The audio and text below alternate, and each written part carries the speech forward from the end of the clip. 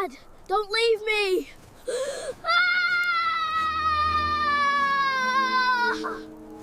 A heartless billionaire left his 8-year-old son to die in the mountains.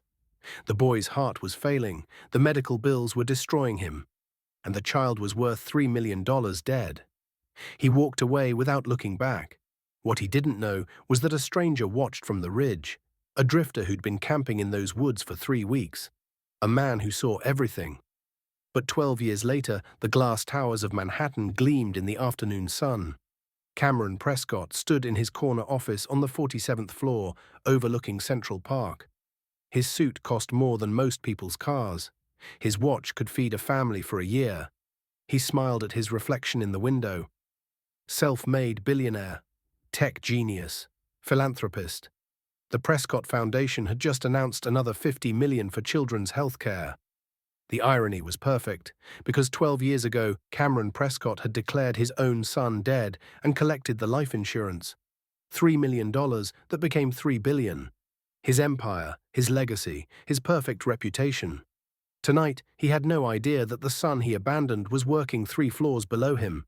The boy had changed his name, learned everything about his father's company, mapped every secret, every lie, every crime. And in 5 days, he would take his father back to those mountains, back to the exact spot where he'd been left to freeze. What happened there would shatter everything Cameron had built, and it all started with a blue jacket the boy refused to throw away. Before we dive into this incredible story, let us know where you are watching from in the comment section and what time is it right there. Then don't forget to subscribe to our channel to support the work we do here. Now let me take you back to where it all started. Marcus noticed the silence first. No cars, no hikers, no voices. Just wind cutting through pine trees and his own breathing, which sounded wrong. Too fast, too shallow. He pulled his blue jacket tighter.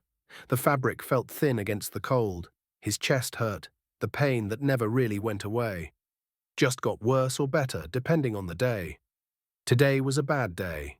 His small hands gripped the zipper, trying to keep warm. The morning had started strange. His father woke him before sunrise. No breakfast, no explanation.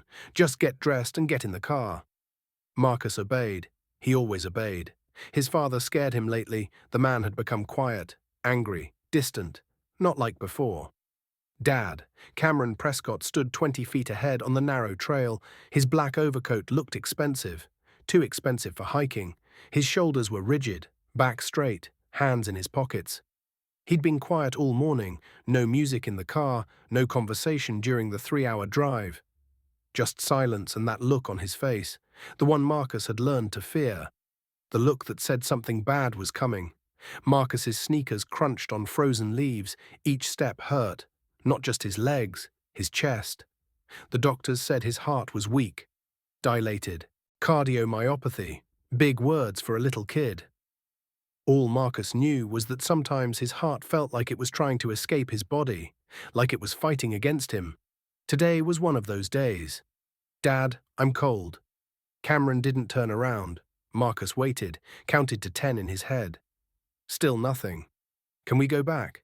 My heart hurts. The wind picked up. It whistled through the trees, carried his words away, or maybe his father just chose not to hear them. Marcus tried to take another step. His legs wobbled. He dropped to one knee. His hand hit frozen ground. Sharp pain shot through his palm. Small rocks pressed into his skin. He looked up at his father's back. The man kept walking. Like Marcus wasn't even there. Like he'd already disappeared. Wait, Marcus cried. His voice cracked. Don't leave me. I'll be good. I promise. I'll take my medicine. I won't complain. I'll be quiet. Please. Cameron's footsteps started moving faster, away, into the trees. Marcus tried to crawl forward. His arms burned. Everything spun. The trees tilted sideways. The sky pressed down. Please, don't go. I'm sorry. Whatever I did, I'm sorry. But his father kept walking. The black coat disappeared between the pines. Gone. Just like that. The forest swallowed him.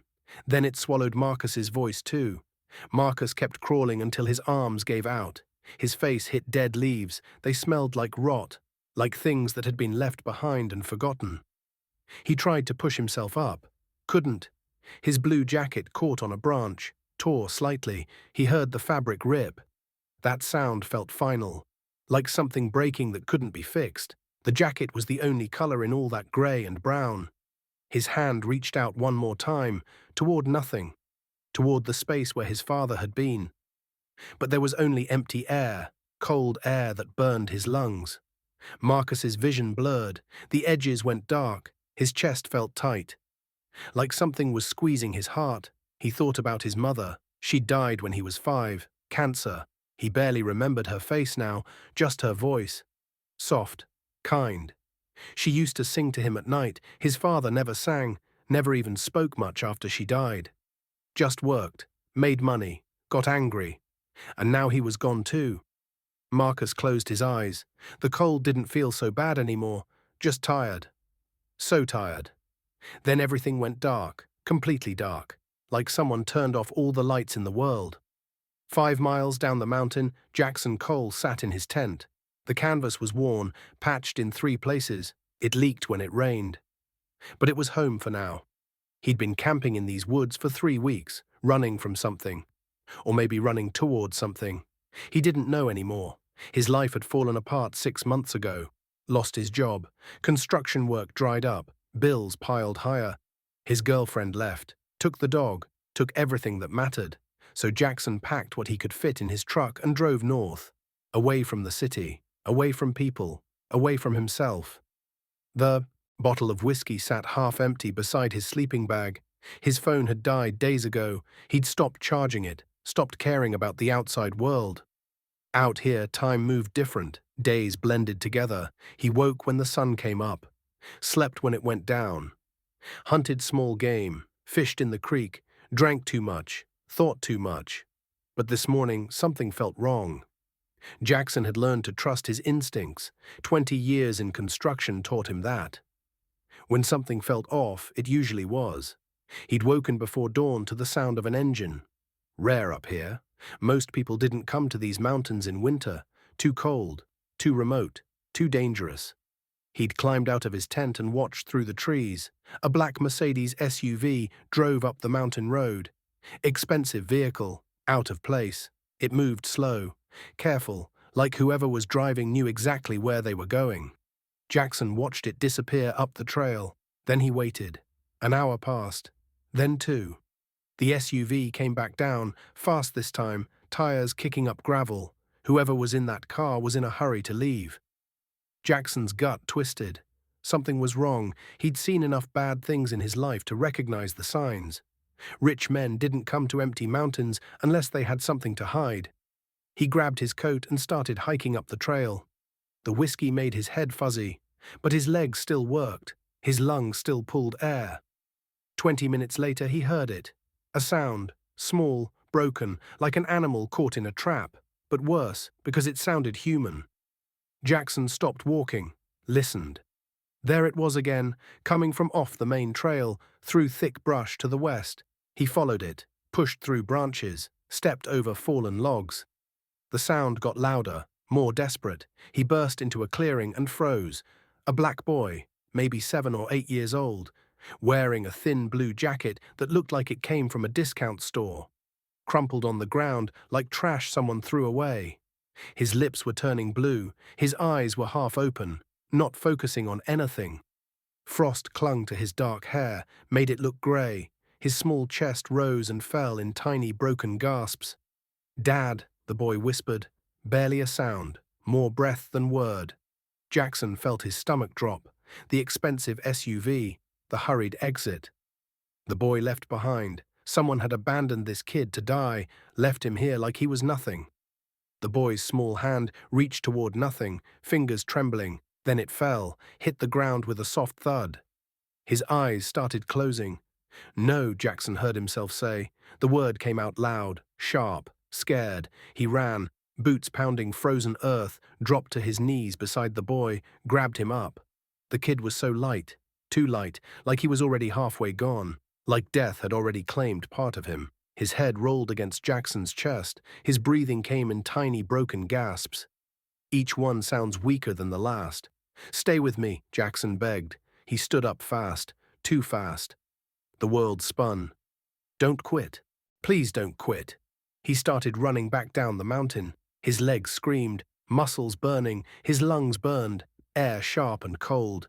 Branches whipped his face, cut his cheek. He felt blood, but didn't care. The boy's body bounced with each step. Jackson held him tighter, pressed him against his chest, trying to share warmth, trying to share life. The kid's breathing got quieter. That scared Jackson more than anything. Quiet meant giving up. Quiet meant the end. Come on, kid, stay with me, talk to me, make noise, anything. But the boy said nothing. Just lay there, limp, fading.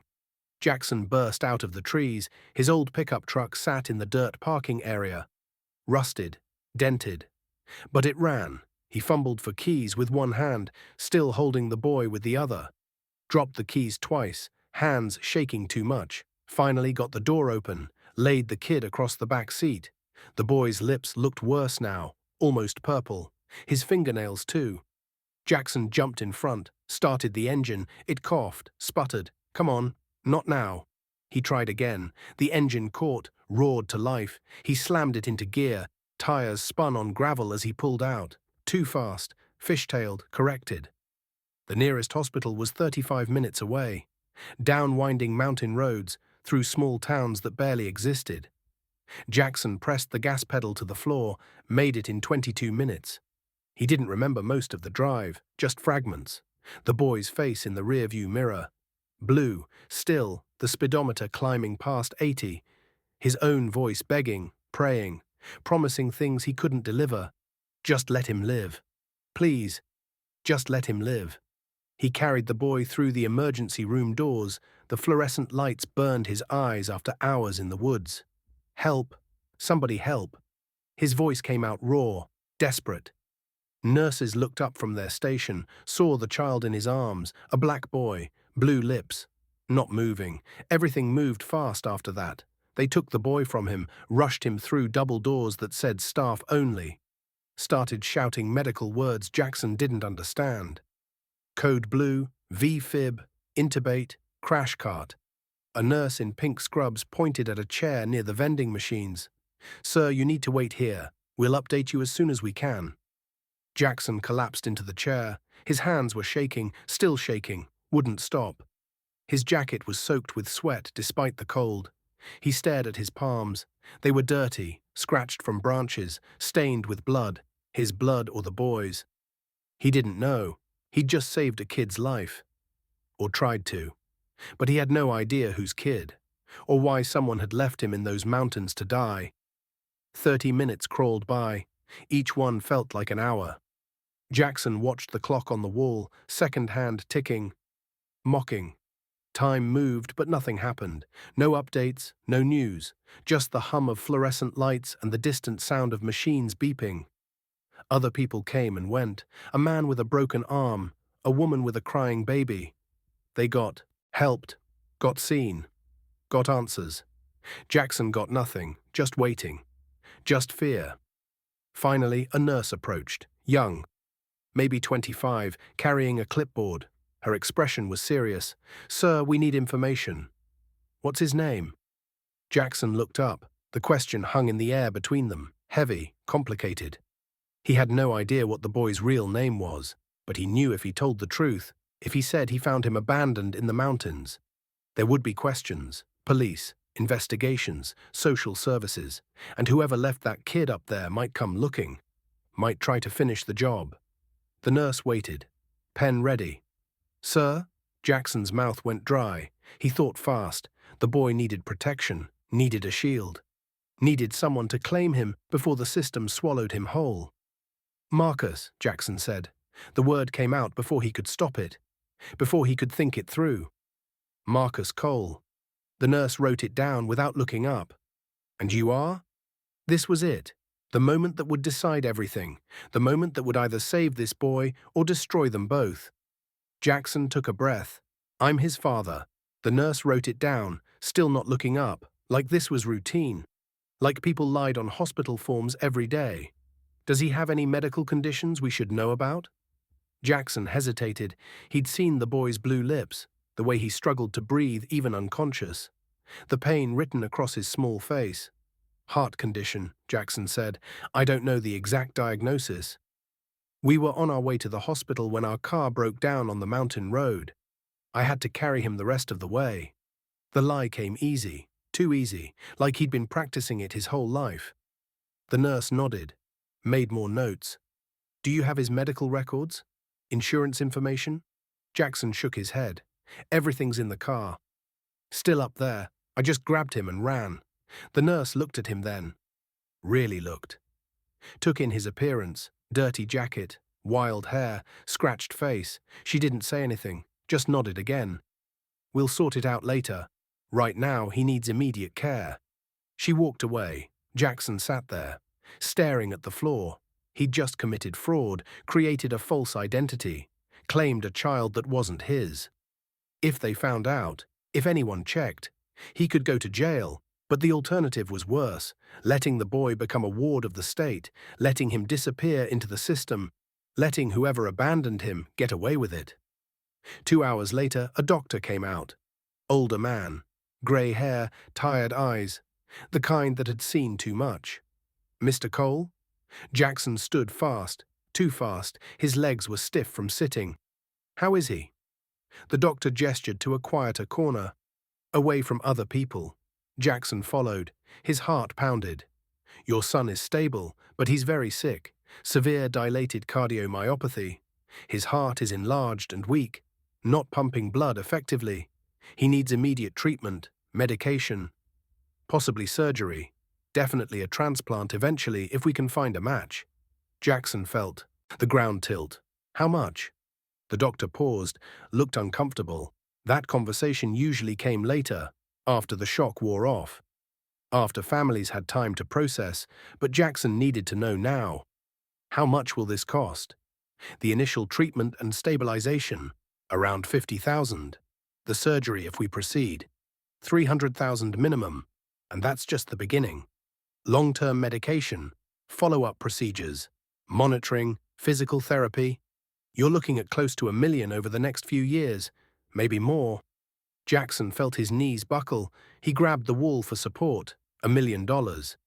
He had $800 in his bank account and $17 in his wallet. Can I see him? The doctor nodded. But be prepared. He looks worse than he is. We have him on a lot of equipment right now. It can be overwhelming. They walked through the double doors, down a hallway that smelled like antiseptic and fear, into a room with machines everywhere, beeping, humming, breathing for people who couldn't breathe themselves. Marcus lay in a bed too big for him, surrounded by equipment. Tubes ran from his arms. An oxygen mask covered his small face. Monitors beeped steadily beside him, but his eyes were open. And when Jackson walked in, the boy looked at him with fear and confusion. Not recognition, just raw terror. Jackson pulled up a chair, sat beside the bed, tried to smile. Hey kid, I'm Jackson. The boy said nothing. His eyes tracked Jackson's movements, wary, like a wounded animal. You're safe now, I promise. Nobody's going to hurt you. Marcus stared at him, the oxygen mask fogged with each breath. Jackson could see questions in those eyes. Who are you? Where's my father? What's happening? But the boy was too weak to speak, too scared. Where's my dad? The words finally came, muffled through the mask, barely audible. Jackson's chest tightened. This was the moment, the lie that would change everything. He wasn't coming back, Jackson said. The words felt like stones, heavy, final. But I'm here, and I'm not leaving. Marcus's eyes filled with tears. They spilled over, ran down his cheeks, soaked into the pillow, but he didn't make a sound, just cried silently. The way kids cry when they've learned that making noise doesn't help. Jackson wanted to say more, wanted to explain, but what could he say? Your father left you to die, and I'm lying about being your dad, so the system doesn't eat you alive. Instead, he reached out slowly, carefully, placed his hand on the boy's small shoulder. It's going to be okay. I don't know how yet, but it will be. It wasn't much, but it was true. The first week was hell. Marcus barely spoke. He stared at walls, followed Jackson with his eyes but didn't engage. At night, the nurses said he cried, quiet sobs that lasted hours. Jackson stayed as much as he could, slept in the chair beside the bed when they let him, but hospitals don't like people hanging around, especially people who look like drifters, who can't produce insurance cards or proper identification. The hospital social worker showed up on day 3. Young woman, clipboard, suspicious eyes. "Mr. Cole, I need to ask you some questions." Jackson straightened in his chair. "Sure." She sat across from him. "Where do you currently reside?" Jackson thought fast. "We've been moving around. I do contract work, construction. We go where the jobs are. So you don't have a permanent address?" "Not right now. We were staying in a motel up near the mountains, but with Marcus being sick, we need to find something more stable." The social worker made notes. "And his mother?" "Dead," Jackson said. The lie came easier now. "Cancer, 3 years ago." "I'm sorry." She didn't look sorry. She looked skeptical. "I need to verify some things. Marcus's birth certificate, medical records, your identification." Jackson nodded. "Most of our documents are in storage. I can get them. It'll take a few days." The social worker stood. "Please do. I'll be back on Friday." She left. Jackson exhaled. Friday was 3 days away. 3 days to figure out how to produce documents that didn't exist. 3 days to make this lie permanent. That night, he left the hospital, drove to a truck stop 40 miles away. Are you still with me? This story gets even more intense. Drop it in the comments if you're feeling this. Found a man in the parking lot, the kind who didn't ask questions. Paid him $500, nearly everything Jackson had. The man came back 2 days later with papers. A birth certificate for Marcus Cole. Born 8 years ago in Nevada. Mother deceased. Father Jackson Cole. It wouldn't hold up under serious scrutiny, but it might be enough for a social worker doing surface-level checks. Jackson also got a fake ID for himself, updated address, matching last name. He took the documents back to the hospital, showed the social worker on Friday. She looked them over, made copies, still seemed suspicious. But she had 30 other cases, kids in worse situations. She couldn't spend all her time chasing paperwork on one kid who had a father present and attentive. "I'll need to do a home visit once you're settled," she said. "Of course," Jackson replied. The hospital wanted payment. Jackson sold everything he had left. His truck. First thing to go. Got $3,000 for it. Barely enough to cover 1 week of care. His camping gear. His grandfather's watch. The one thing he'd promised never to sell. Everything went. It still wasn't close to enough, but the hospital agreed to a payment plan. Charity covered some, Medicaid covered more. They had programs for low-income families. Jackson qualified, barely, and Jackson got a job. Actually, 3 jobs. Construction during the day, when he could find it, security at night, standing in parking lots, watching empty buildings, weekends doing whatever paid cash, moving furniture, cleaning gutters, anything. He rented a tiny apartment, 1 bedroom in the worst part of town, roaches in the kitchen, mold in the bathroom, heat that barely worked. The landlord didn't ask questions, just wanted cash. First month, last month. Security deposit. Jackson paid it all. Marcus got the bedroom. Jackson slept on a couch he found on the curb. Slowly things changed. Marcus started talking, not much, but some. Started eating without being forced, started trusting that Jackson wasn't going to disappear. He never mentioned his real father. Never asked why Jackson had lied to the hospital. Maybe he understood. Maybe he was just grateful to be alive. Maybe he knew that some lies are necessary for survival. 6 months after the mountain, Marcus had his first surgery.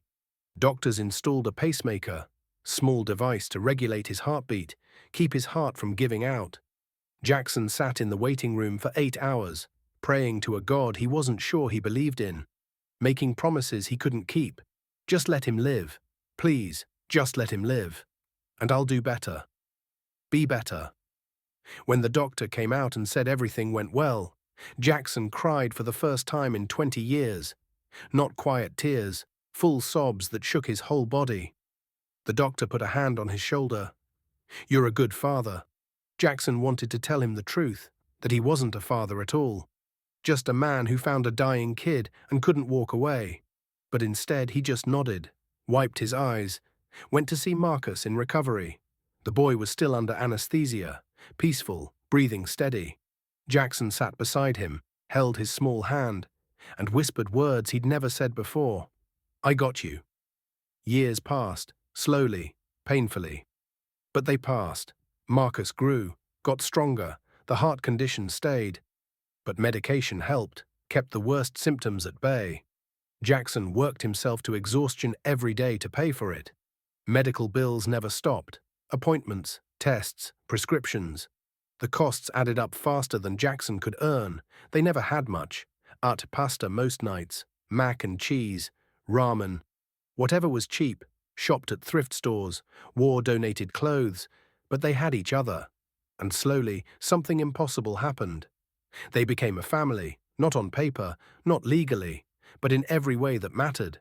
Jackson taught Marcus everything he knew, how to fix things when they broke, how to fight when necessary, how to survive when survival seemed impossible. Marcus soaked it all in. He was smart, scary smart, not just book smart, street smart too.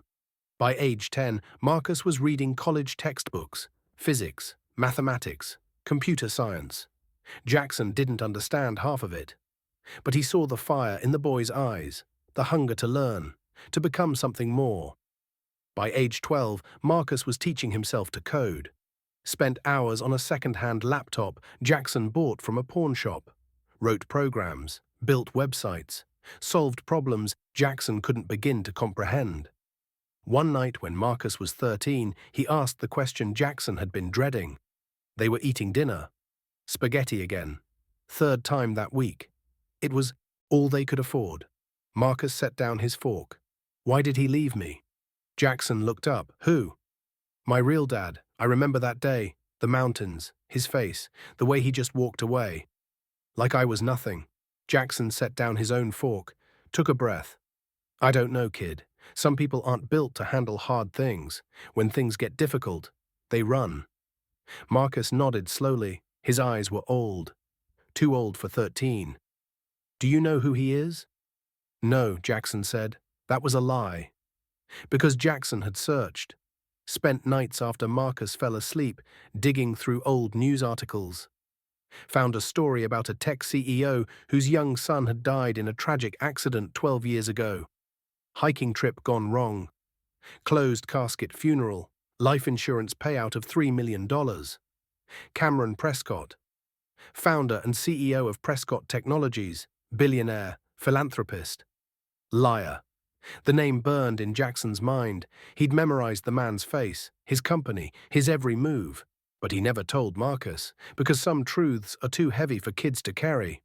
Marcus stared at his plate. "If I ever find him, I'm going to make him answer for it." Jackson said nothing, because deep down he wanted the same thing. Marcus graduated high school at 16.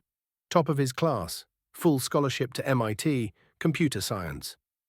The letter came on a Tuesday. Marcus opened it at the kitchen table, read it twice, then looked at Jackson with tears in his eyes. "I got in." Jackson hugged him, hard, felt his own tears come. "I'm proud of you." But Marcus pulled back, shook his head. "I can't go. We can't afford it. The scholarship covers tuition, not living expenses, not books, not food. We need every dollar I make to keep up with medical bills. If I leave, if I stop working, we'll lose everything." Jackson grabbed his shoulders. "You're going." "Marcus, this is your shot. This is everything we've worked for. I'll figure it out. The bills will wait. Education won't. But no buts. You're going, and that's final." So Marcus went. Jackson drove him to campus in a borrowed truck. They stood outside the dorm building. Marcus's belongings fit in 2 duffel bags. Everything he owned. "You sure about this?" Marcus asked. "Yeah. You don't have to prove anything to anyone." Marcus looked at him, the man who'd saved his life, raised him. "Given up everything for him. I'm not doing it to prove anything. I'm doing it because you gave me a chance. Now I have to take it." Jackson hugged him one more time. "Call me every week." "Every day," Marcus said, and he did. every single day for 4 years. While Marcus learned to code, learned business, learned everything he needed to know, but he was also learning something else: how to find information, how to dig into records, how to uncover secrets buried deep. By his junior year, Marcus knew the truth. He'd hacked into old databases, found records that shouldn't exist, death certificates, insurance payouts, corporate filings. He knew his real father was Cameron Prescott, knew about the death certificate filed 12 years ago, knew about the $3 million life insurance payout, knew about the company built on that blood money, knew about the Prescott Foundation, the children's healthcare charity. The perfect public image, all of it built on Marcus's grave. And he started planning. Not revenge exactly, justice, exposure, accountability. Marcus wasn't an angry kid anymore. He was a 20-year-old man with the skills to destroy empires, and he knew exactly where to start. After graduation, Marcus moved to New York, got a job at a small tech startup, worked his way up fast, changed his last name legally to Cole. Nobody questioned it. People changed names all the time. Within 3 years, he'd built a reputation. Young genius, rising star, the kind of talent every company wanted, including Prescott Technologies. The job offer came on a Tuesday morning. Marcus sat in his apartment, a studio in Brooklyn. Small, cheap. But his. He opened the email, read it 3 times. From Jennifer Walsh, head of recruiting, Prescott Technologies. Subject, senior software engineer position. Dear Mr. Cole, your work has come to our attention. We'd like to discuss an opportunity at Prescott Technologies. Competitive salary, stock options, full benefits. Are you available for an interview? Marcus stared at the screen. This was it, the moment he'd been preparing for. The door opening, he typed back, "Yes, I'm very interested." The interview happened 2 weeks later. Marcus wore his only suit, took the subway to Manhattan, walked into Prescott Tower, 47 floors of glass and steel, Cameron Prescott's empire, built on lies. The interview went well. Too well. Marcus knew exactly what to say, how to present himself. He'd studied the company for years, knew their systems, their problems, their weaknesses. By the end, they wanted him immediately. Start date was 3 weeks later. Marcus called Jackson that night. "I'm in." Jackson was quiet for a moment. "You sure about this?" "Yeah, I have to do this." "I know, just be careful. Always." Marcus hung up, stared at his reflection in the window. The boy in the blue jacket was gone. What stood in his place was something else. Someone else. A man with purpose, with skills, with a plan to make his father answer for everything. I'm getting emotional over here. Smash that like button and comment your vibe right now. Happy, curious, or emotional, drop the emoji that fits you best because this story is about to take a crazy turn. Marcus's first day at Prescott Technologies felt surreal. He walked through the glass doors at 8 in the morning. Security guard nodded, gave him a temporary badge, directed him to the elevators. 44th floor. His floor, 3 floors below Cameron Prescott's corner office. Close enough to watch, far enough not to be noticed. The elevator rose smooth and silent. Marcus watched the numbers climb. Each one brought him closer to the man who'd tried to erase him. The doors opened. Modern.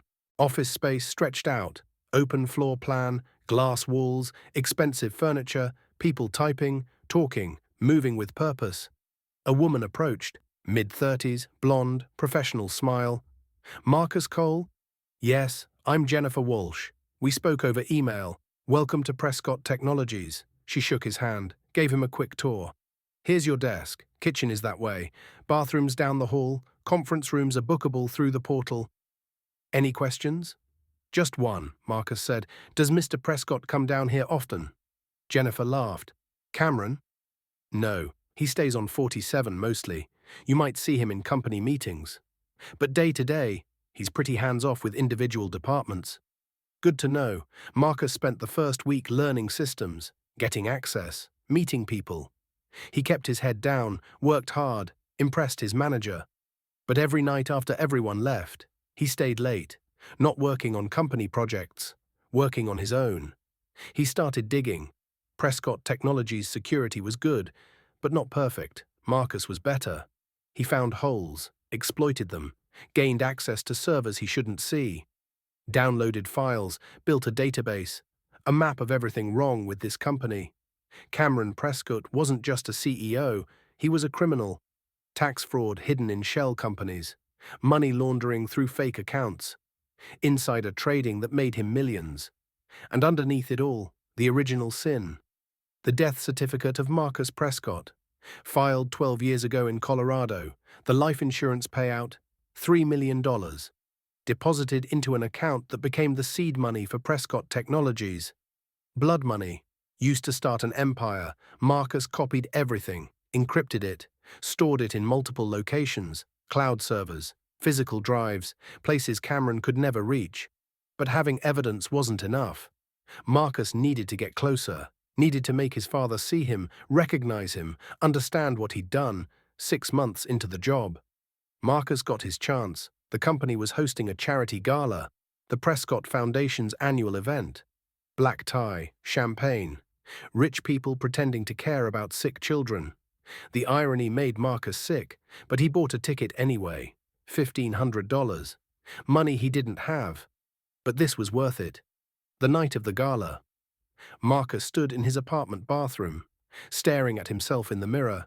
He'd rented a tuxedo, borrowed a watch from a co-worker, got his hair cut, looked nothing like the 8-year-old boy in the blue jacket. He was 20 years old now, 6 feet tall, lean, strong, alive. Jackson called. "You sure about this?" "Yeah, be careful. Don't do anything stupid." Marcus smiled. "Define stupid." Jackson didn't laugh. "I'm serious. You get one shot at this. Don't blow it." "I won't." "Good." "And Marcus, yeah? I'm proud of you. No matter what happens tonight, I'm proud." Marcus's throat tightened. "Thanks for everything. Don't get sentimental on me now." "Go make him pay." Marcus hung up, took one last look in the mirror, then drove to the gala. The hotel ballroom glowed, crystal chandeliers threw light across marble floors, string quartet played classical music in the corner, 200 people in expensive clothes, drinking champagne, eating canapes, pretending their wealth made them good people. Marcus walked in, scanned the room, and there he was, Cameron Prescott, standing near the stage, talking to donors, smiling, shaking hands, accepting praise for his children's healthcare foundation, the foundation built on Marcus's death. Marcus grabbed a glass of champagne from a passing waiter, didn't drink it, just held it, gave his hand something to do. He moved through the crowd, slowly, casually, getting closer, listening to conversations, picking up names, learning dynamics. Cameron was surrounded by people, but Marcus waited. Patience, that's what Jackson taught him. Wait for the right moment. Don't force it. Let it come. 20 minutes later, the crowd around Cameron thinned. People went to find food, refill drinks. Cameron stood alone for just a moment, checking his phone. Marcus moved, walked up beside him, stood at the bar, ordered another champagne. Cameron glanced over, made brief eye contact. Marcus looked back, held his gaze for just a second, then smiled politely. Nice event. Cameron smiled back, the automatic smile of someone used to small talk. Thank you. Do you work with the foundation? No, I work for your company actually. Started 6 months ago. Software engineering. Cameron's interest increased slightly. How are you finding it? Great. Best job I've ever had. Glad to hear it. Cameron extended his hand. Cameron Prescott. Marcus took it, felt his father's skin against his, the man who'd left him to die. Marcus Cole. They shook. Cameron's grip was firm, professional. He had no idea who he was touching. No recognition in his eyes, no memory of the boy he'd abandoned. To him, Marcus was just another employee, another face in the crowd. Marcus wanted to scream, wanted to grab his father by the collar, shake him, make him remember. But instead, he just smiled and let go. Your foundation does important work, Marcus said. Children's healthcare is close to my heart. Cameron nodded, gave his rehearsed speech. Every child deserves a fighting chance. regardless of their family's financial situation. That's what we're here for. Marcus felt rage boil in his chest, but his face stayed calm. My thoughts exactly. They talked for another minute. Small talk. Meaningless. Then someone called Cameron's name. He excused himself, walked away. Marcus stood at the bar, watching his father disappear into the crowd. He felt hollow. He'd just shaken hands with the man who tried to murder him. And Cameron Prescott had no idea, didn't remember, didn't recognize his own son. That hurt worse than anything, because it meant Marcus truly had been nothing to him. So forgettable, so disposable, that even face to face, he was invisible. But that was okay, Marcus thought. Let him think. I'm nobody. Let him forget. Because what's coming? He won't be able to ignore. Marcus left the gala early, drove back to his apartment, sat in the dark. Made a new plan. Getting close wasn't enough. He needed leverage, needed to be essential, needed to become someone Cameron Prescott couldn't ignore. So Marcus worked harder, solved problems nobody else could solve, fixed systems that had been broken for years, saved the company millions in efficiency gains. His name started appearing in executive reports. His projects got mentioned in board meetings. People noticed. Within 6 months, Marcus wasn't just another engineer. He was the engineer, the one they called when nothing else worked. And eventually, his name reached the 47th floor, reached Cameron Prescott's desk. The email came on a Wednesday afternoon. From Cameron Prescott to Marcus Cole. Subject: meeting request. Marcus, your work has not gone unnoticed. I'd like to discuss your future with this company. Available Friday at 2? Regards, Cameron Prescott. Marcus stared at the screen. His heart pounded. Not from his medical condition, from something else. Anticipation, fear, rage, all mixed together. This was it, the moment he'd been building toward. He typed back, I'll be there. Friday came. Marcus took the elevator to the 47th floor for the first time. Executive level. Everything was quieter here. Thicker carpet, better art, the smell of money and power. A secretary greeted him.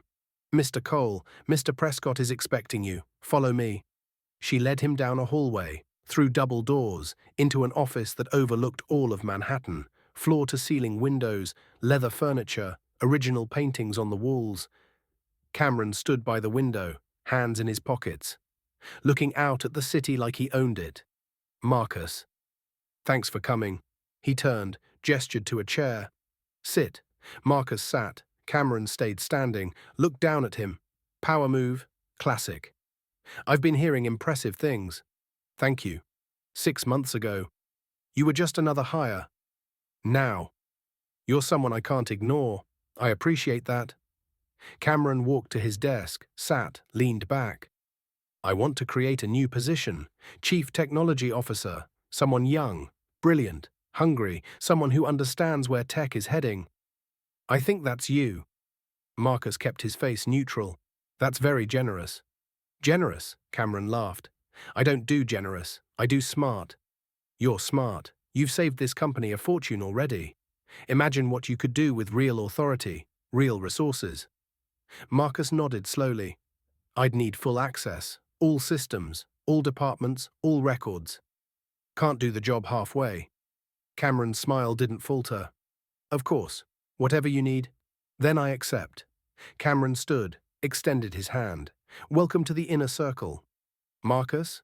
They shook again. This time, Marcus held on longer, looked his father in the eyes. Thank you for believing in me. Sir, Cameron gripped harder. Don't thank me. Just deliver results. Marcus smiled. I always do.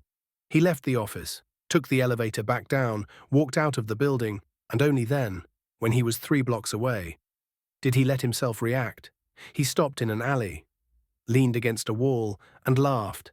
A cold, bitter sound, because Cameron Prescott had just handed his son the keys to his own destruction. Marcus worked as CTO for 3 months. In that time, he accessed everything, every server, every file, every secret Cameron had buried. He found it all. The shell companies in the Cayman Islands, the fake invoices, the insider trading schemes, the bribes to city officials, the blackmail files on competitors. Everything. And he built a case. Not just for the SEC, for prosecutors, for the FBI, documentation so thorough, so detailed, that there could be no defense, no escape. But Marcus didn't want to destroy his father from a distance. He wanted him to feel it, to understand, to suffer the way Marcus had suffered. So he came up with a plan. The Prescott Foundation was hosting a corporate retreat. 3 days in the Rockies, team building, strategy sessions. Cameron would be there, along with the entire executive board. Marcus volunteered to help organize it, and he chose the location very carefully. The same mountain range where he'd been abandoned, the same trails, same trees, same clearing. Cameron Prescott was going back to the scene of his crime, and this time, he wouldn't leave. The retreat began on a Friday morning. 20 executives, 5 board members, Cameron at the head. They piled into luxury SUVs, leather seats, heated steering wheels, everything expensive, everything comfortable. Marcus rode in the back of the third vehicle, silent, watching the mountains grow larger through the window. His chest hurt, but not from his heart condition, from memory, from rage, from anticipation. They arrived at the lodge by noon, 5-star resort, spa, restaurant, everything rich people needed to pretend they were roughing it. Marcus checked in, unpacked, waited. That night, welcome dinner in the main hall. Cameron gave a speech about vision and unity. Everyone clapped, raised glasses, celebrated themselves. Marcus sat in the back, said nothing, drank nothing. Just watched, just waited. The next morning, Cameron announced a surprise activity. We're doing a guided hike. Team building exercise, fresh air will do us good. Everyone groaned playfully, but agreed. They set out at 10. Cameron led the way. The executives followed, complaining about mud, about cold, about being too old for this. Marcus stayed in the middle of the pack, counting steps, recognizing landmarks. They hiked for 2 hours, up winding trails, through dense forest. And then Marcus saw it, the clearing, the exact spot where he'd been left to die 12 years ago. Wait until you see what happens next. If you haven't subscribed yet, do it now. You don't want to miss how this ends. Marcus stopped walking. The group continued ahead. Didn't notice, too busy talking, complaining, laughing. Marcus let them get 30 yards away, then called out, "Mr. Prescott." Cameron stopped, turned. "Yes, can I speak with you, privately?" Cameron frowned. "Now, it's important." Cameron hesitated, then nodded. Told the group to keep going. He'd catch up. They disappeared around a bend. And suddenly, it was just the two of them, in the clearing, where everything began. Cameron turned, hands in his jacket pockets. "What's this about?" "Marcus?" Marcus didn't answer. He reached into his backpack, pulled out something wrapped in plastic, unfolded it carefully. A blue jacket, faded, torn in one sleeve, but unmistakable. Cameron's face changed, color drained, his mouth opened slightly, eyes fixed on the jacket. "Do you remember this?" Marcus asked. Cameron stared, said nothing. His breathing got faster. Marcus held it up. "I was wearing this 12 years ago. Right here, in this exact spot, when you left me to die." Cameron took a step back, shook his head. "Who are you?" Marcus stepped closer. "I'm Marcus Prescott. Your son." The words hung in the air, heavy, final. Cameron's eyes widened. "That's impossible.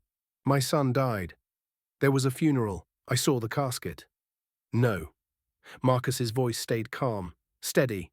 "You filed a death certificate. You collected $3 million. But I didn't die. Someone found me, carried me down this mountain, saved my life." Cameron's breathing quickened. "You're lying. This is some kind of scam." Marcus pulled out his phone, opened a folder, turned the screen toward Cameron. It showed the death certificate, the insurance payout, bank records showing the $3 million deposited into Cameron's account. Then transferred. Used to start Prescott Technologies. "I have proof," Marcus said. "Your signature. Your crime. Everything." Cameron stared at the screen, then at Marcus. Recognition finally clicked. The eyes, the shape of his face, the boy he'd tried to erase. "You? How?" "Someone saved me. raised me, gave me everything you never did. Cameron swallowed hard, took another step back. Why are you here? To destroy you. Marcus's voice was ice. You built an empire on my death, made billions pretending to care about sick children, while your own son struggled to survive, while the man who saved me worked 3 jobs to pay my medical bills. While we lived in poverty, you lived in luxury, off my grave. Cameron's jaw tightened. You don't understand. I was drowning. The medical bills were endless. You were going to die anyway. The doctors said so. I couldn't watch you suffer. So you decided to speed it up. I gave you a peaceful end. Peaceful? Marcus's control cracked. His voice rose. I froze. I crawled. I begged you not to leave. I cried for hours thinking I'd done something wrong. There was nothing peaceful about it.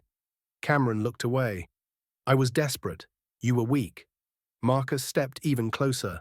You used my death to become a billionaire. Built a foundation in my name, collected awards for helping sick children.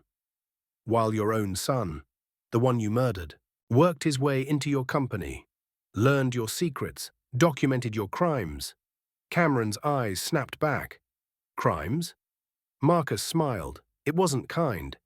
Tax fraud through offshore accounts, money laundering through shell companies, insider trading that made you millions, bribes, blackmail. I have it all. 12 years of crimes, documented, dated, signed. Cameron's face went white. What do you want? Money? I'll pay whatever. Double, triple, just name it. Marcus laughed. A cold, bitter sound. I don't want your money. I want justice. I want the world to know what you did. I want your empire to burn. Cameron lunged forward, grabbed Marcus's jacket. Desperate. Please, this will destroy thousands of lives. The company, the employees, the foundation, you'll ruin everything. Marcus pushed him off. You ruined everything the day you left me here. Cameron stumbled back, caught himself. His eyes were wild, scared. I'm sorry, God. I'm so sorry. I was young, stupid, desperate. If I could go back. Sorry doesn't undo 12 years. Sorry doesn't erase what you did. Sorry is just noise. Marcus pulled out a recording device, small, black, held it up. This entire conversation has been recorded, every word, every confession. I also have files ready to send, SEC, IRS, FBI, every major news outlet. Your fraud, your attempted murder, all of it. Cameron's legs gave out. He dropped to his knees, on the frozen ground where he'd left his son to die. Please, he begged, tears streaming, don't do this. I'm begging you. Marcus looked down at him. This man, his father, broken, pathetic, kneeling in the dirt. You should have thought about consequences 12 years ago. He turned to walk away.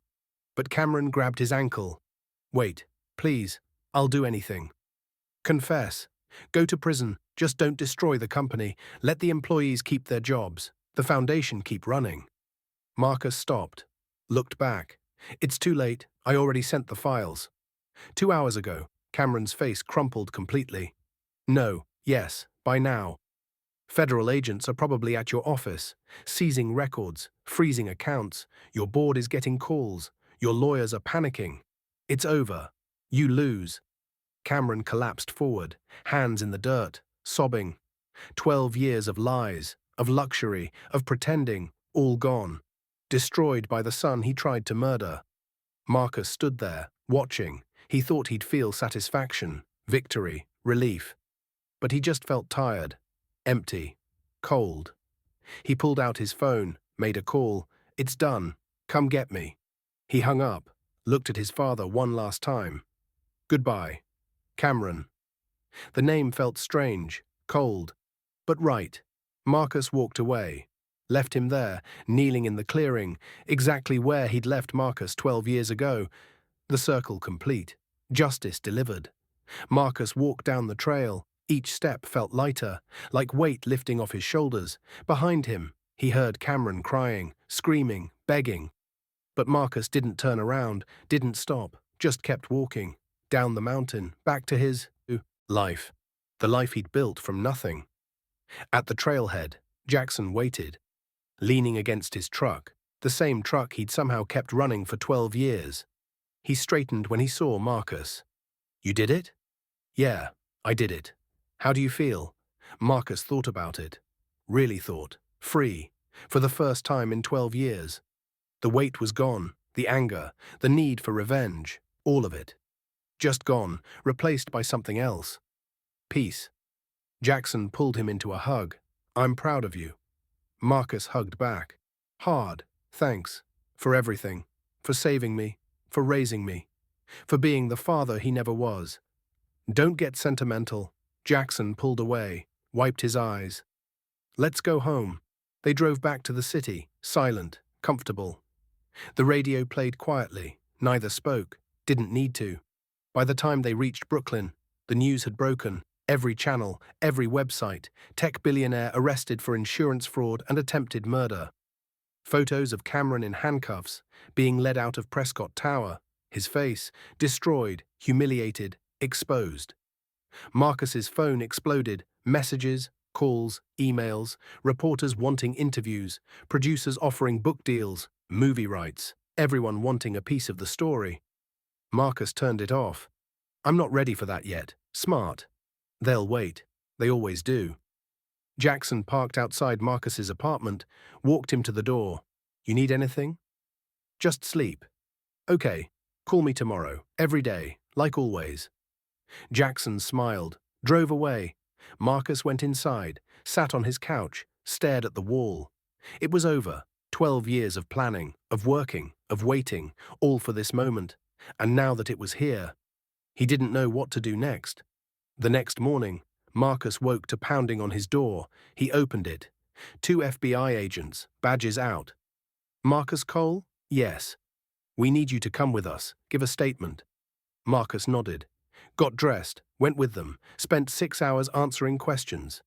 Telling his story, from the beginning, the mountain, Jackson, the hospital, the lies, the survival, the planning, the infiltration, the evidence, everything. The lead agent listened, took notes. When Marcus finished, he sat back. That's one hell of a story. It's all true. We believe you. We've been investigating Prescott Technologies for 2 years. But we couldn't get inside.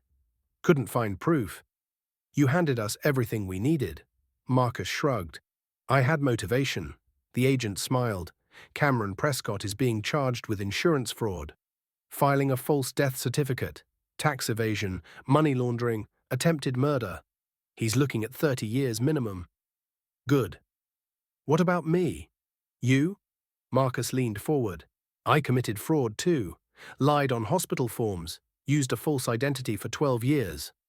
Technically, you're a victim, not a criminal. We're not pressing charges. The agent stood, extended his hand. Thank you for your cooperation. Go home.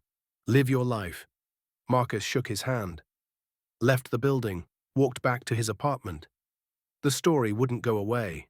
Media camped. Outside his building, shouted questions, waved cameras. Marcus ignored them, stayed inside, ordered food, waited for the noise to die down. It took 2 weeks. Cameron Prescott's trial was set for 6 months out. His lawyers tried everything: mental breakdown, temporary insanity, extreme financial pressure. None of it worked. The evidence was too clear, the confession too public. He pleaded guilty, got 25 years. His company collapsed, board dissolved, shareholders sued, employees scattered, the Prescott Foundation shut down, investigated for fraud, everything Cameron built, gone, destroyed. Marcus watched it all from his apartment, felt nothing, no satisfaction, no joy, just closure. One day, Marcus received a letter, prison postage, Cameron Prescott's handwriting. He stared at it, held it for an hour, then threw it away, unopened, because some people don't deserve forgiveness. Marcus went back to school, got his master's degree, then his PhD, became a professor, taught computer science to kids who looked like him, kids who'd been told they didn't belong, kids who needed someone to believe in them. He also started a non-profit, real one. Not like his father's fake charity, scholarships for foster kids, medical assistance for families in crisis, real help, not photo ops, not tax write-offs. Just help. Jackson retired. Marcus bought him a house, small, quiet, near a lake. They visited each other every week, cooked dinner together, told stories, laughed.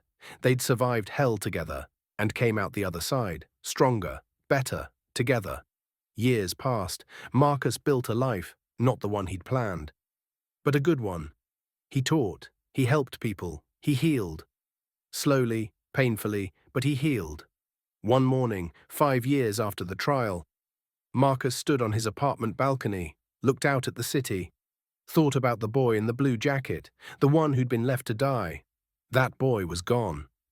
But something better had taken his place, someone who'd survived, who'd fought, who'd refused to disappear. Marcus pulled out his phone, called Jackson. Hey kid, what's up? Just wanted to say thanks. For everything. You say that every week. Because I mean it every week. Jackson laughed. You doing okay? Yeah, I really am. Good. That's all I ever wanted. They talked for an hour. About nothing. About everything. And when Marcus hung up, he felt something he hadn't felt in years. Not just peace, happiness. Real happiness. Because survival isn't about revenge. It's not about winning. It's about refusing to let the darkness consume you. About building something beautiful from the ashes. About turning pain into purpose. Marcus Prescott didn't die in those mountains. He was reborn there, forged in fire, made stronger by suffering. And now, finally, he was free. Not from the past. You never escape that, but from its power, from its control. The past happened, but it didn't own him anymore. Did this story touch your heart the way it touched mine? Smash that subscribe button for more amazing stories that will restore your faith in justice and redemption. Like if you believe Marcus deserved his vindication, comment below and tell us what you learned from this story. I read every single comment and love hearing your thoughts. Ring that notification bell so you never miss these incredible tales of survival, strength, and second chances. Until next time, keep believing in the power of truth and the strength of the human spirit. Remember, the darkest nights produce the brightest stars. Stay blessed, keep fighting, and never, ever give up, because your story isn't over yet, and neither is mine. End of story.